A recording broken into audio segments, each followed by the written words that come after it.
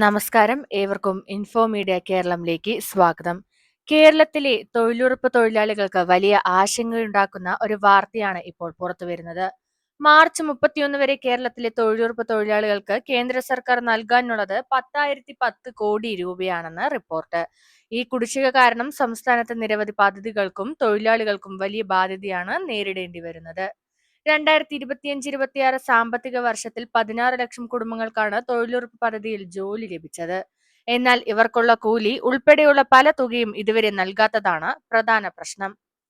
Labour ബജറ്റും പദ്ധതിക്കായുള്ള മറ്റു വകയിരുത്തലുകളും ഇനിയും ലഭിക്കാത്തതിനാൽ ആവശ്യമുള്ള ഫണ്ട് ലഭിക്കുന്നതിൽ വലിയ താമസം സംഭവിക്കുകയാണ്.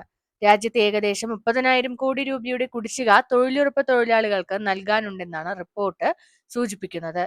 കേരളത്തിൽ മാത്രം നിരവധി തൊഴിലാളികൾക്ക് കൂലി ലഭിക്കാതെ കാത്തിരിക്കേണ്ട അവസ്ഥയാണ്.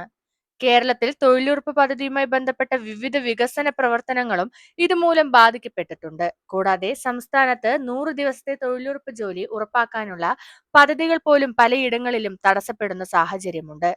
അതേസമയം കേരളത്തിൽ 100 തൊഴിൽ ദിനങ്ങൾ പൂർത്തിയാക്കിയ മുഴുവൻ കുടുംബങ്ങൾക്കും ഫെസ്റ്റിവൽ അലവൻസായി 1,200 രൂപ നൽകാൻ തീരുമാനിച്ചിട്ടുണ്ട്.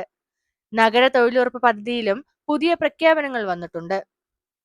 നഗര തൊഴിലുറപ്പ് പദ്ധതിയിൽ ആദിവാസി കുടുംബങ്ങൾക്ക് 200 രൂപ തൊഴിൽ ദിനങ്ങൾ നൽകുന്ന പദ്ധതിയും നടപ്പിലാക്കുന്നുണ്ട്. കേന്ദ്രം സംസ്ഥാനങ്ങൾക്ക് നൽകേണ്ട തൊഴിലുറപ്പ് തുകയിൽ 1000 കോടിയിലധികം രൂപ കേരളത്തിന് ലഭിക്കാനുണ്ടെന്ന് ബജറ്റ് രേഖകൾ വ്യക്തമാക്കുന്നത്. തൊഴിലുറപ്പ് തൊഴിലാളികൾക്ക് കുടിശ്ശിക തുക എപ്പോൾ ലഭിക്കുമെന്നത് ഇപ്പോഴും വ്യക്തമായിട്ടില്ല. ഇതുമായി ബന്ധപ്പെട്ട കൂടുതൽ അപ്ഡേറ്റുകൾ വന്നാൽ ഉടൻ തന്നെ നിങ്ങളിലേക്ക് എത്തിക്കുന്നതായിരിക്കും. ഈ വാർത്ത ഉപകാരപ്പെട്ടാൽ വീഡിയോ ലൈക്ക് ചെയ്യാനും ഷെയർ ചെയ്യാനും ചാനൽ സബ്സ്ക്രൈബ് ചെയ്യാനും മറക്കരുത്. നന്ദി, നമസ്കാരം.